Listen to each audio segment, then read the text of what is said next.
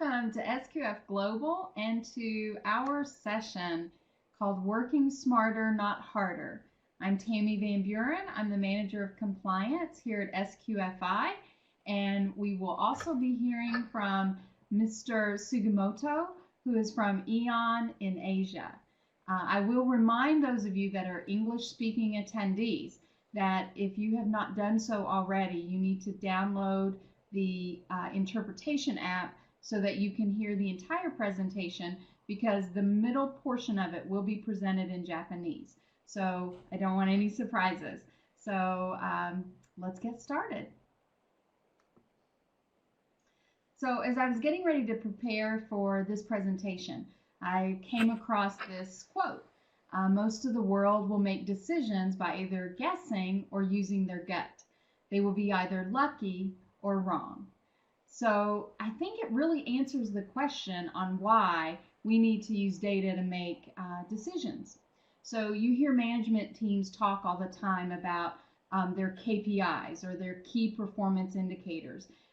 Maybe they're in the green every month, or they're better than they were last year or last quarter. So, you know, they measure themselves on whether we had a recall or not, or the number of consumer complaints that they've had for the month, the number of quality holds that they have. There's any number of indicators that get used to determine whether we're good or not. But just because you're in the green doesn't necessarily mean that you're good. In the words of Dirty Harry or Clint Eastwood, you know, do you feel lucky? So maybe that's what it is. So we're going to dive into some useful ways to utilize data that will take out the guessing or the relying on gut feelings. We will look at two key principles. First of all, we want to understand our data and what we're looking at, and then we'll look at transforming our data into something useful and something that we can use. We'll sum up the session by hearing from Mr. Sugimoto in Japan, and he will tell us how AEON uses data to drive decision making. And then we'll also understand how the compliance team uses data to make decisions for SQFI. So let's get started. So key principle number one there, understanding your data. So what do we see there? Just a cute little duck, right? Minding his own business, just sitting there. But we need to put him in perspective. We need to understand what he's about and what impact he has. You know, maybe he is just a cute little duck, or maybe not. Maybe he's that deviation, that non-standard method, that employee that doesn't follow the procedure exactly. He's a non-conformance. He sticks out. So how do we take our data that we have, that we've collected, it may be in written form or could be in spreadsheets, and come to understand the data? How do we put it in perspective? A Pareto chart is a simple yet very effective tool to help us understand our data. So we're going to look at our top 10 major non-conformances for 2019. I thought this was a good place to start. Let's say, for example, you're going for your certification audit. If it's a recertification, maybe you have enough history that you can, you know, look at, figure out where you need to focus, know where your trouble areas are. But maybe you're new to SQF and you kind of want to feel for, you know, where do I really need to put some, you know, effort into. So we're going to look at these top 10 nonconformances, major nonconformances for 2019. We had 544 total majors written in 2019. But where do we start? So the first one there, maybe we start at number one, right? That's usually a pretty good place to start. So like our little duck, you know, we pick the one that sticks out the most. So pest prevention was number one, and it had 21 of the majors. But that really only accounts for a little under 4% of the majors total that we had in 2019. So is that really the right place to start? Well, I kind of noticed that, hey, food safety plan shows up 4 times on this chart. So maybe food safety plan would be a better option to start. So we've got 8.64% of the data coming from food safety plans. So maybe that's where we want to go. But maybe like my duck, maybe I'm looking at the data too closely. So this Pareto chart is actually at the most granular level of data. Our chart is specific clauses. So what if we back up a level? What if we back up to the element and look at our elements in a little bit different way? So here we have our top 5. So you may say, now Tammie, you had a top 10 on the last chart. Now you've switched us off to a top 5. Why did you do that? Well, when I was looking at my top 10 chart, my data actually accounted for 23% of the majors. And that was with a top 10. I back this up to a top 5, and I'm actually looking at 35% of my data. So by switching from a top 10 to a top 5, I'm actually looking at more data than what I was to begin with. So, so even though it looks like it's less, it's actually more information. Okay. So based on this Pareto, where would you think to start? So there's that food safety plan. It jumped up to number 1, kind of like we thought. The food safety plan actually has 17 different clauses to it. So you would expect it to be, kind of towards the top there. Our pest prevention actually dropped to number 3. So, maybe we were headed in the right direction by looking at the food safety plan.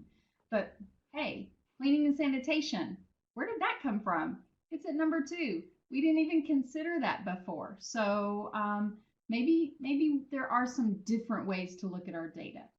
Now here I also want to point out, rounding out the top 5 is allergen management and detection of foreign objects. Remember those 2 because we're going to come back to them at the end of the presentation. They're going to be very familiar to you.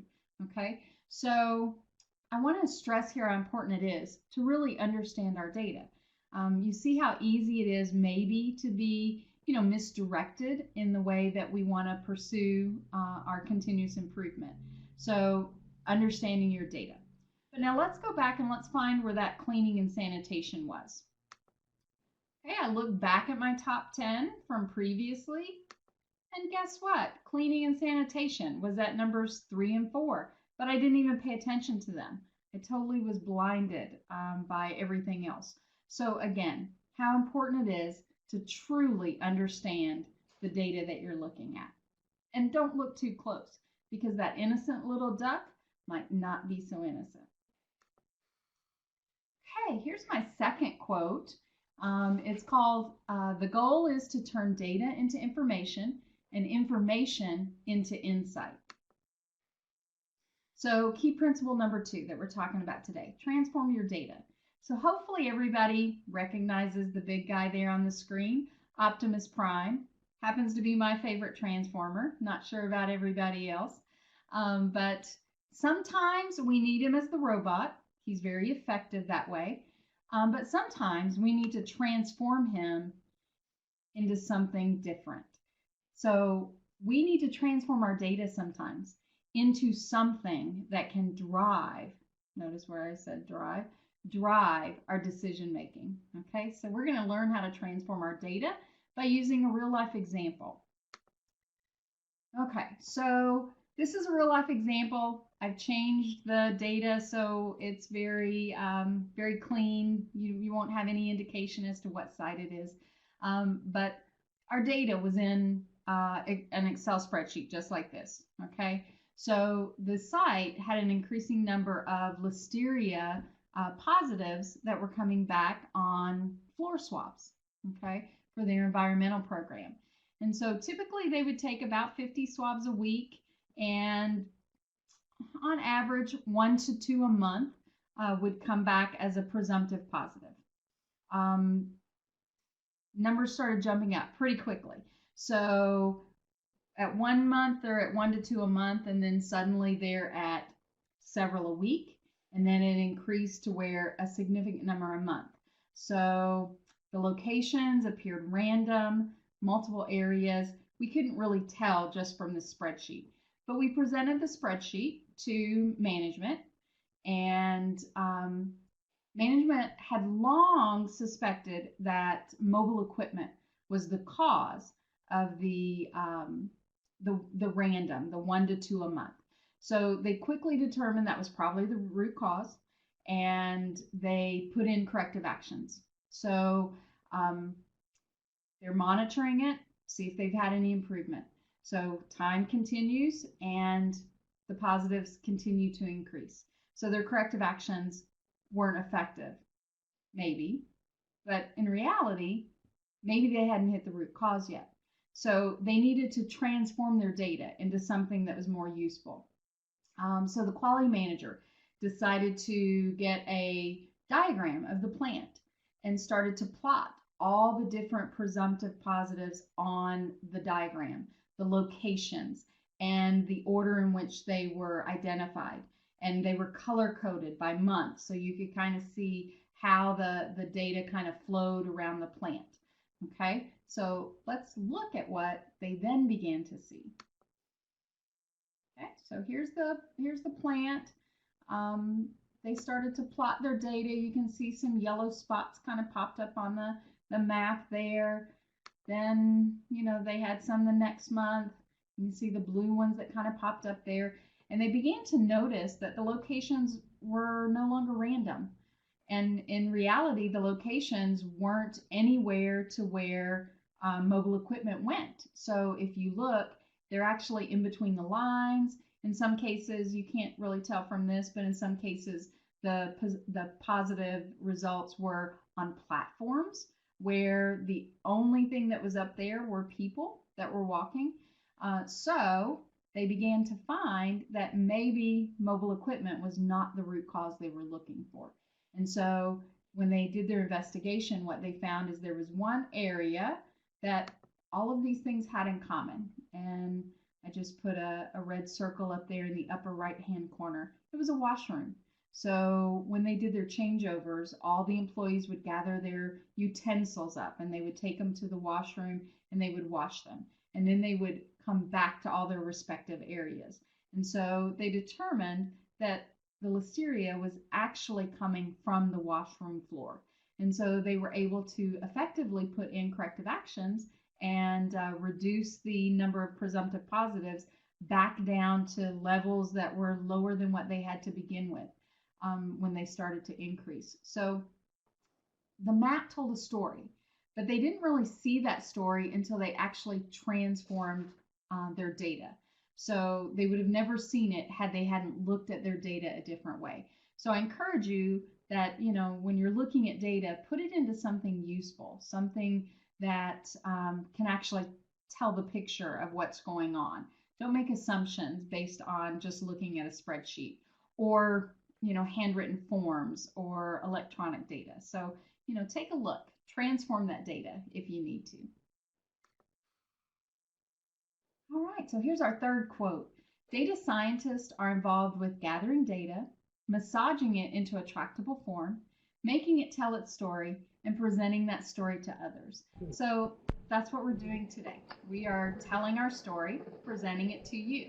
So now I'm going to have Mr. Sugimoto from AEON in Asia, and he's going to tell you his story and how they utilize data with their SQF program.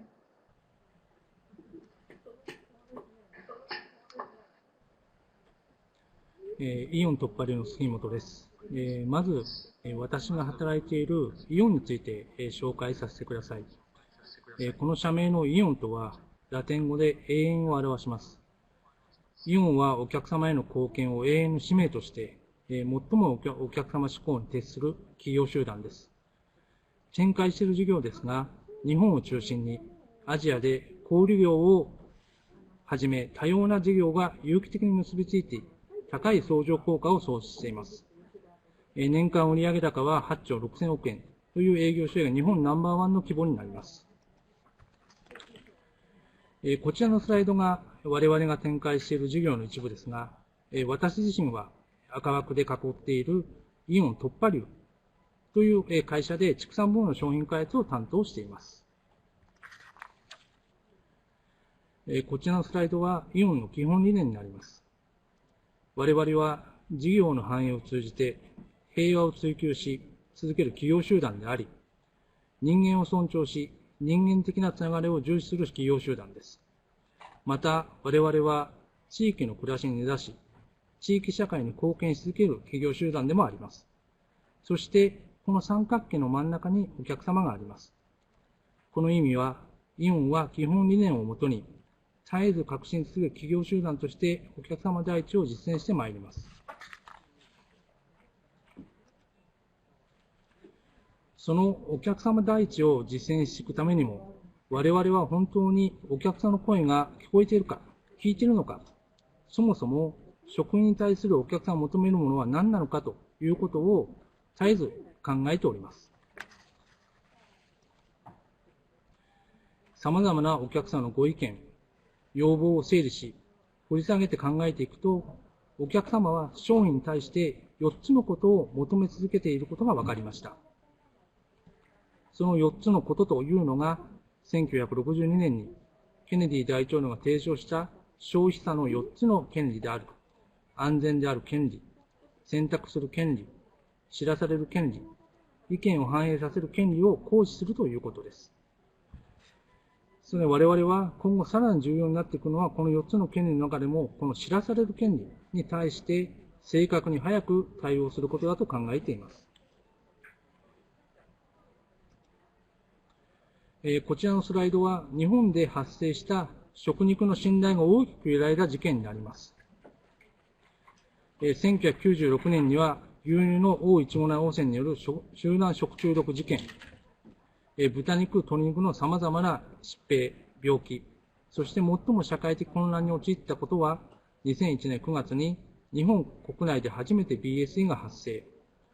2011年4月には牛肉放射性物質基準値超えと、この2つの出来事はしばらくの期間、日本中でほとんど牛肉が売れなくなってしまった出来事でございました。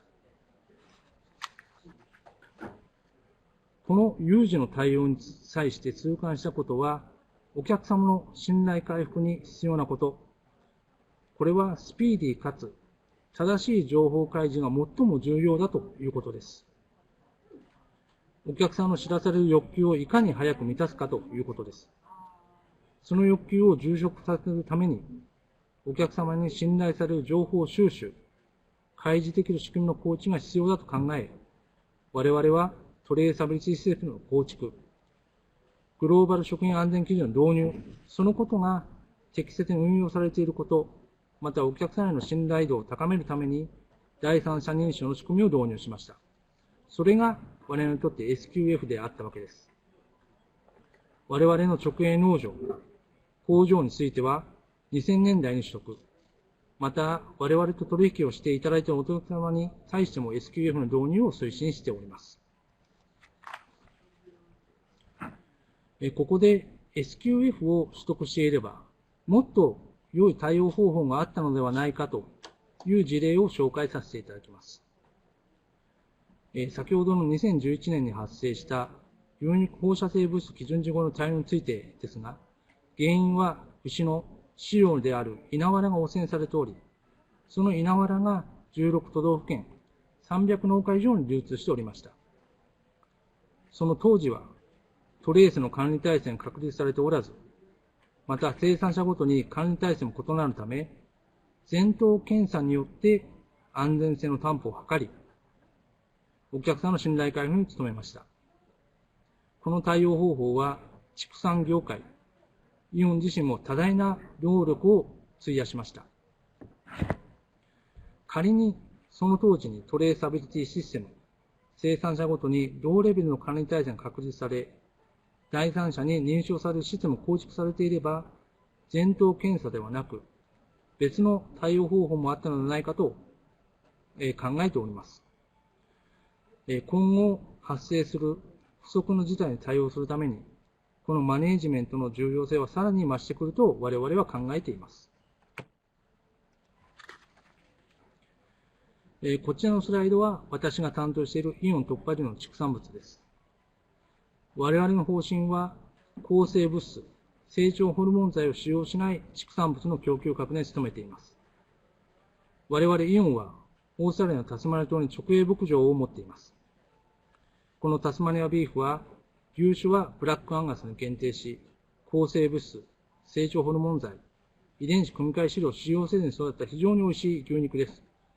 機会がありましたらぜひ一度ご賞味いただきたいというふうに思っていますけれども、それ以外にも鶏肉、豚肉もですね、抗生物質、成長ホルモン剤を使用しない畜産物をお客様に提供しています。この畜産物の肥育、お肉の商品化についても SQF の役割は大きなものになっています。SQF が役割を担っていると申し上げましたが、その役割とは、我々が今要件として説明した抗生物質不使用、成長ホルモン剤を使用せず育った畜産物であることを、第三者の監査によって定期的に検査することによって、お客様へ信頼度の高い情報を提供することができています。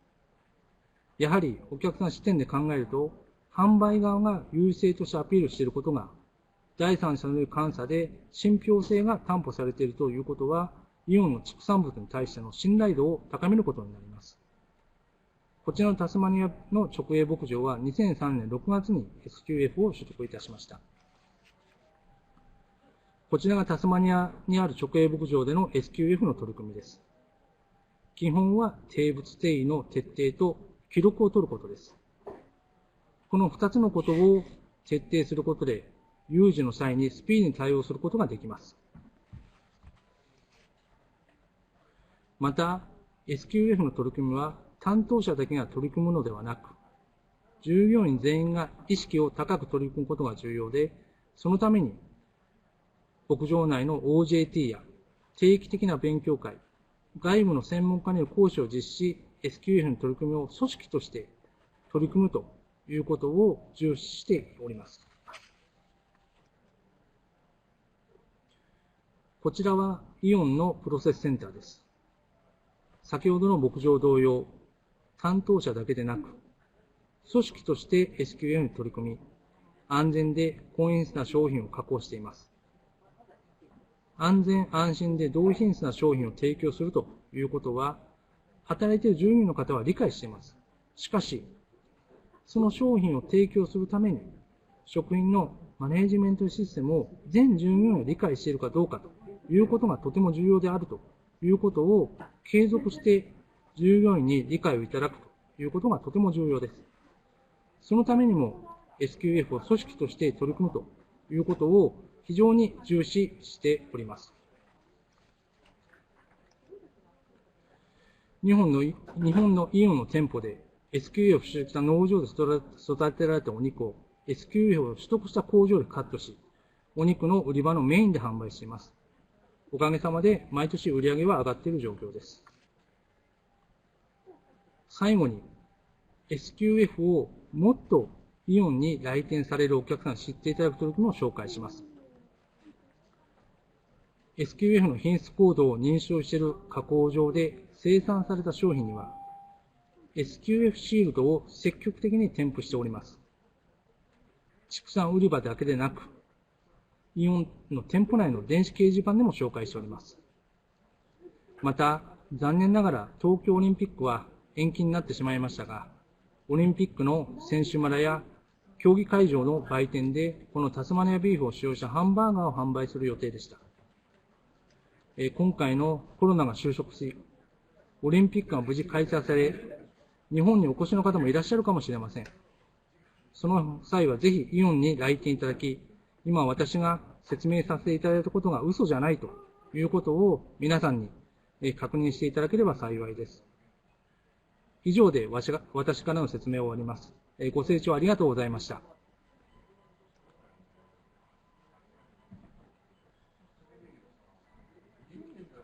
Okay, now we're going to learn how compliance utilizes data in our SQF daily lives.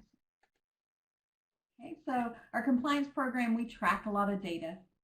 We track recalls, using an Excel spreadsheet.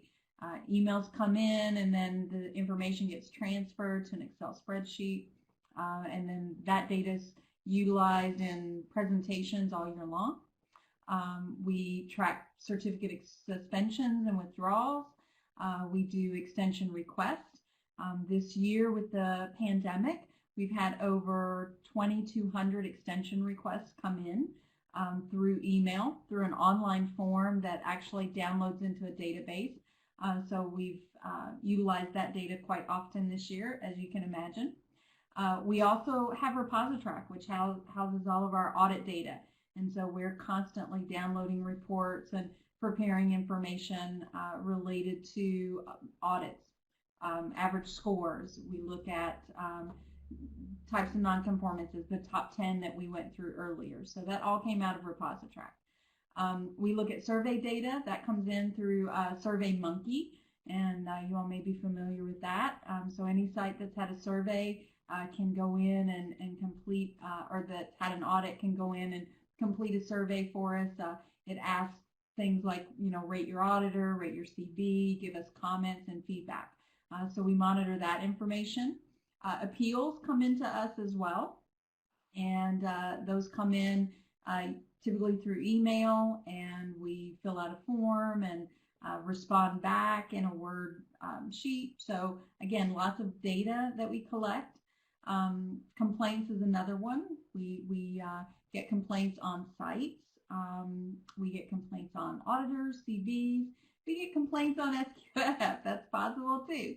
So that all comes in again typically by email, and we would put that data into a Word form or into an Excel spreadsheet, and then we process it from there. And then we also do report reviews on audit reports that come in.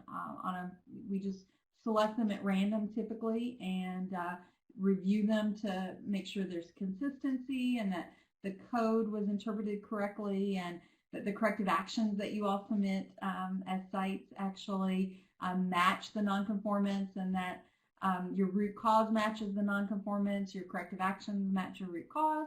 So we look at all kinds of data. We spend a lot of time looking at data, and that's the way we currently do it. Okay, and I'm going to give you some examples of what I'm talking about here. So here's those extension requests. Remember I said we've done over 2,200 so far through middle of October here. And so the good thing about this Pareto chart is it is declining. So I like to see that.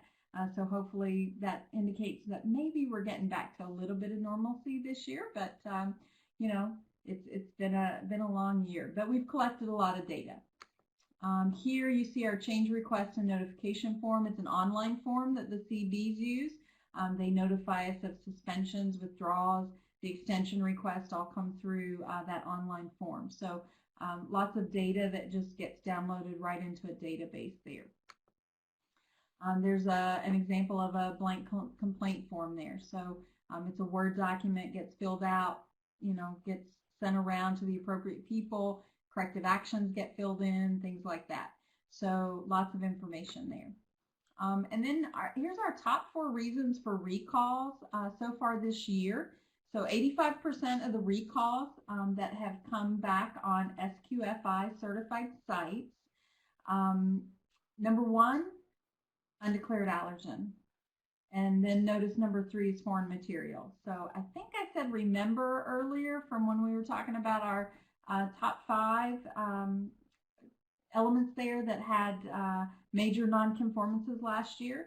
So number 4 and number 5 on that top 5 list matched up to number 1 and number 3 on our recall list so far this year. So, data interacts with other data. Data can be predictors of, what's to come. And so with that, we seek to understand our data. We also have to seek to transform it. And one of the ways that we're going to do that in the future is with Intact. So some of you all may have heard of Intact. We use them, or will be using them, for a data management system in the future. We've been working on this project for over a year now. This is just a sample dashboard that they put together for us. And so as the compliance manager, I might log in every morning and look to see how many reports were uploaded yesterday into ReposiTrak. I can also have it pull data from some of those Excel spreadsheets, some of those databases that we have that are separate from ReposiTrak, and I can have it pull that data together, and I can compare it and transform it into something that I can use. We can put rules in there to monitor to see, if audits aren't being completed in the audit window, if corrective actions aren't being submitted on time, things like that. There's any number of ways that we could customize the rules that we want to see. But at the same time, this is also a learning system. So as more data is entered into it, it will actually learn what to expect. So it will then learn to detect those anomalies. So for example, we've run some trials with it, and we looked at several audits for food sector or food packaging audits, and it was actually able to detect some anomalies. So it looks at what does a normal food packaging audit look like as far as the number of nonconformances, the level of nonconformances, and then it was able to detect, hey, normally food packaging sites don't get nonconformances in environmental monitoring. And so it flagged 3 sites and said, hey, this is unusual, so you might want to take a look at it. And it gave us a good directive on where to look at some different audit reports. So I'm very excited to see that. It's the future of data management for us, and I'm very excited to see that coming later this year, early next year. It will allow me to pull data together. For example, if you're looking for information, hey, what's the top non-conformances for food sector category 13, bakery and snack foods, I could easily pull that together for you. And it will just allow us more flexibility and be able to respond more quickly to our stakeholders when they need information from us. So very excited about that. Also, the dashboard can be customized. So whatever I want to see might be different than what customer service wants to see, which might be different from what the sales force wants to see. So we can set it up to meet each of our individual needs. So very exciting for the future of SQF and how we can utilize data. So we've come to the end of our presentation here, and thank you for everyone that participated today and for sitting through our session. And I'll be available afterwards to answer any questions. So if you have anything you'd like to know, then please stick around. So thank you.